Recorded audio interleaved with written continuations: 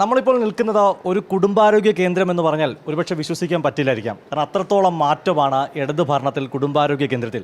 Minister നമ്മൾ medical കോളേജിൻ്റെ കെട്ടിടങ്ങളുടെ ഉദ്ഘാടനത്തിൽ പങ്കെടുത്തു.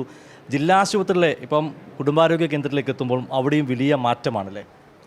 ഇതൊരു ഗ്രാമീണ മേഖലയാണ്. നമ്മുടെ ആറന്മുള നിയോജക മണ്ഡലത്തിലെ ആറന്മുള പഞ്ചായത്തിലെ വല്ലന എന്ന പ്രദേശമാണിത്. ഇവിടെ ധാരാളം സാധാരണക്കാരായിട്ടുള്ള ആളുകൾ, പ്രായമുള്ളവർ, ധാരാളം സ്ത്രീകൾ, കുഞ്ഞുങ്ങളൊക്കെ ആശ്രയിക്കുന്ന ഒരു ആരോഗ്യ കേന്ദ്രമാണ്. അപ്പോൾ സംസ്ഥാന സർക്കാരിൻ്റെ ആർദ്ര മിഷൻ്റെ ഭാഗമായി നമ്മുടെ ആരോഗ്യ കേന്ദ്രങ്ങളെ ജനസൗഹൃദമാക്കുന്നതിൻ്റെ ഭാഗമായിട്ടാണ് ആർദ്ര മിഷനിലൂടെ ഇവിടെ 2.5 കോടി രൂപയാണ് 2022-23 നമ്മുടെ പദ്ധതിയിൽ ഉൾപ്പെടുത്തിയത്. വളരെ സന്തോഷമുണ്ട്. ഇനി ഒരു കാര്യം കൂടിയുണ്ട്. ഈ വല്ലന ആരോഗ്യ കേന്ദ്രത്തെ നമ്മൾ നോക്കിയാൽ ഇത് ബ്ലോക്ക് തല കുടുംബാരോഗ്യ കേന്ദ്രമായിട്ട് നമ്മൾ ഇതിനെ ഉയർത്തിയിരുന്നു. അപ്പം ബോർഡ് മാറ്റിവെക്കുക മാത്രമല്ല, അക്ഷരാർത്ഥത്തിൽ ഇവിടെ മാറ്റം സംഭവിച്ചു എന്നുള്ളതാണ് നമ്മുടെ കൺമുന്നിലുള്ളത്. ഈ വല്ലനയിലുള്ള സ്റ്റോൺസ് ഒന്ന് നോക്കിയാൽ, ബഹുമാന്യനായിട്ടുള്ള ശ്രീ KCR, അദ്ദേഹം ആറന്മുള MLA ആയിരിക്കുമ്പോൾ അന്നത്തെ MP ബഹുമാനിയായിട്ടുള്ള CS സുജാത സഖാവ്, അന്നത്തെ MP-യുടെ ഫണ്ടിൽ നിന്ന് പണിതൊരു കെട്ടിടം അവിടെയുണ്ട്.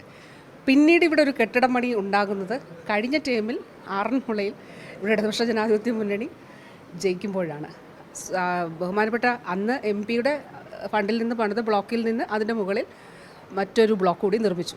ഇപ്പോൾ ഈ സർക്കാരിൻ്റെ കാലഘട്ടത്തിൽ നമ്മൾ 2.5 കോടി രൂപ ഉപയോഗിച്ച് അതിമനോഹരമായിട്ട്, കാരണം ഇവിടെ നിന്ന് നമ്മളിനി ജില്ലാ ആശുപത്രി, ജനറൽ ആശുപത്രിയിലൊക്കെ പോകാമെന്ന് വെച്ചാൽ ഓട്ടോ പിടിച്ചോ ബസ് കയറിയൊക്കെ പോകാൻ ബുദ്ധിമുട്ടാണ്. ധാരാളമായിട്ട് അതുപോലെ സാധാരണക്കാരായിട്ടുള്ള, കർഷകരായിട്ടുള്ള, തൊഴിലാളികളായിട്ടുള്ള ആളുകൾ ധാരാളം താമസിക്കുന്ന ഒരു സ്ഥലം കൂടിയാണ്. തീർച്ചയായിട്ടും ഹൃദയം നിറഞ്ഞ സന്തോഷമുണ്ട്.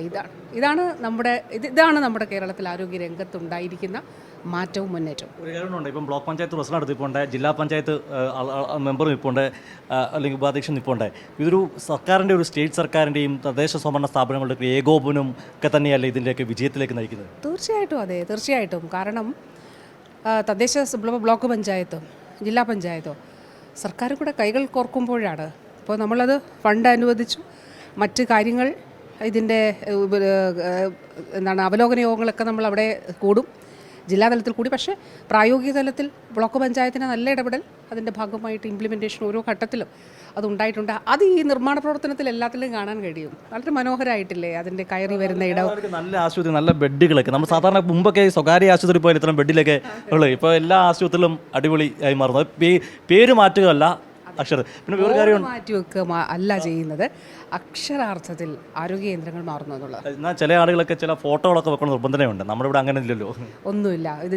ഇത് ജനങ്ങളുടേതാണ് ആരോഗ്യ കേന്ദ്രങ്ങൾ. അതെ, ജനങ്ങളുടെ ആരോഗ്യ കേന്ദ്രമായി മാറിയിരിക്കുകയാണ്. ക്യാമറമാൻ അഖിലേഷ് കുമാറിനോടൊപ്പം സുജിത് ബാബു.